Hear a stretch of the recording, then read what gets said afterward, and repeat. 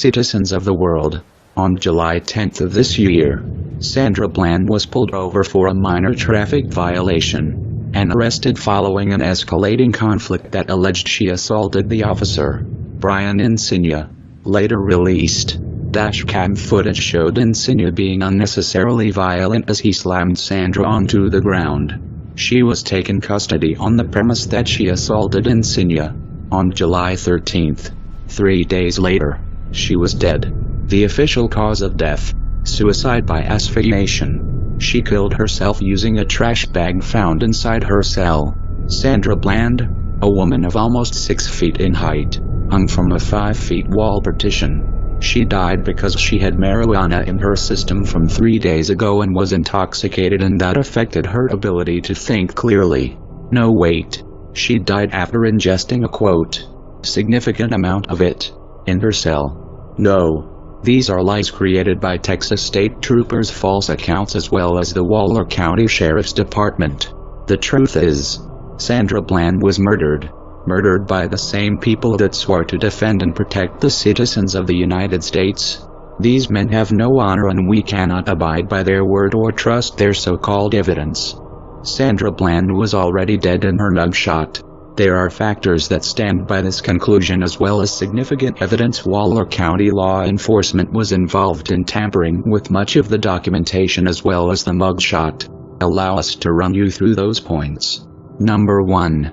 Waller County Jail does not put their detained in orange jumpsuits until after they have been processed.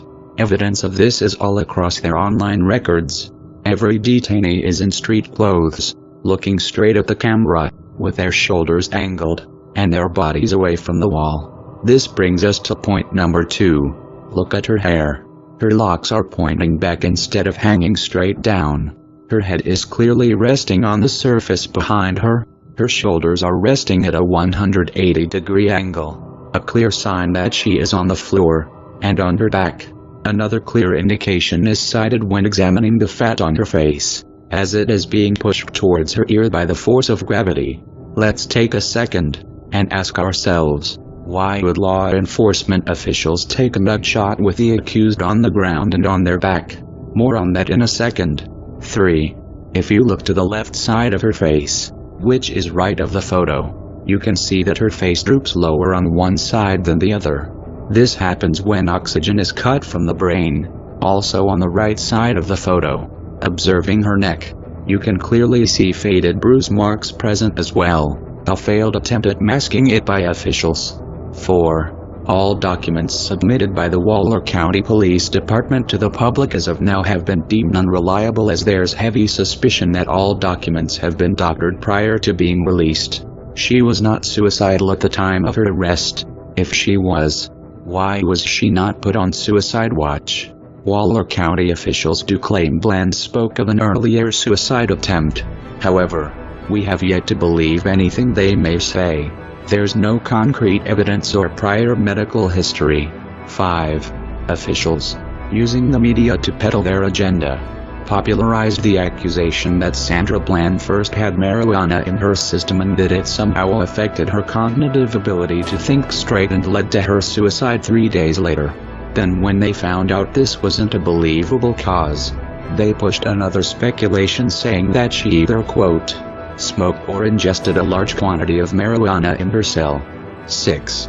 CNN reported a cellmate next door describing the entire dilemma as quiet and that she did not hear any struggle or screaming. Why did they not ask her if she could smell marijuana as well? 7. The booking sheet belonging to Sandra Bland, also released to the public, does not show a clear mugshot. Both front and side shots are darkened to the point where no facial features can be seen. 8.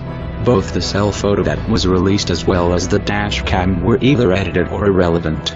The photo of cell 95 was taken either before Sandra even arrived to the cell or after her death. Both have issues. If the photo was taken before, we know for a fact that Waller County officials have something to hide and decided to peddle this to the media. If the photo was taken right after, as they claim, then who had the time to rebag the trash can after a clear successful suicide using that same object was used? Again, unreliable. 9. A clear attempt at doctoring the nutshot was made by Waller County authorities. It failed. The original is now circulating across the internet. The anonymous collective is enraged at the failed attempt by Waller County PD and the Texas Trooper Association to mask a blatant act of crime against an innocent woman. And we will not stand as Sandra's death becomes another hashtag and then a statistic. We, Anonymous, are calling on the citizens of the United States to commit to a day of rage for Sandra Bland and all who have been murdered at the hands of ruthless law enforcement officials who know no honor. Cities around the United States will rise up in unison and call for Sandra Bland's justice. We, not as Anonymous but as citizens of the United States, are tired of the cycle of murders and cover-ups made by police departments across the nation. We demand that each police chief at each protesting city to come out to the crowds and renew their pledge to protect the people they serve. We also demand the immediate arrest of Brian Encinia and the resignation of both Waller County's district attorney and the Waller County's sheriff. If you do not take Brian Encinia into custody, we will come after all of you. All your secrets will be leaked. You will all be vulnerable. We all know where you live. This is for Sandra Bland. No mercy for murderers. Operation Rage for Sandra. Engaged. We are Anonymous. We are Legion. We do not forgive. We do not forget. Waller County Law Enforcement. It's too late to expect us.